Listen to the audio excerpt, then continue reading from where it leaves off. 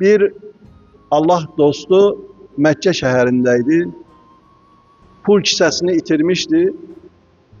Artıq aylar keçdi, öz ölkəsinə gələ bilmirdi.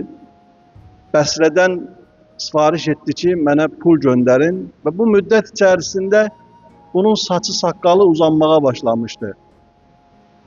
Deyir, getdim bərbərə ki, mənim heç nəyim yoxdur. Allah rızası üçün saçımı, saqqalımı azaldarsan, deyir, onun da başqa bir yanında müştərisi var idi. Elə həmin müştərinin saçını, saqqalını yarımçıq qoydu, keçdi mənim saç saqqalımı düzəltməyə. Deyir, müştəri başladı narazılıq eləməyə.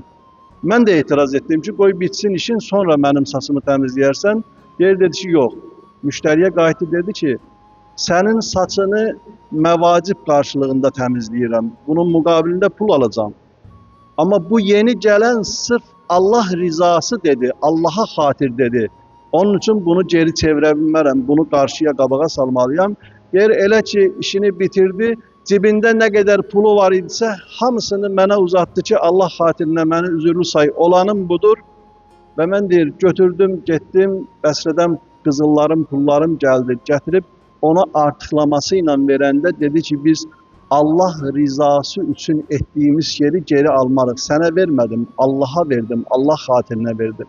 Əziz və dəyərli qardaşlarım, ixlaslı olmaq çətin bir işdir.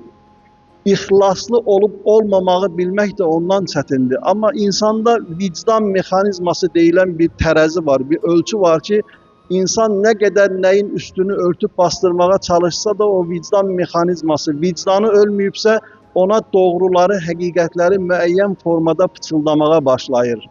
Nəyin doğru, nəyin yanlış, nəyin riya, nəyin şirk, nəyin tam olaraq Allaha xatir, Allah rızası üçün olduğunu daha gözəl bilmiş olur.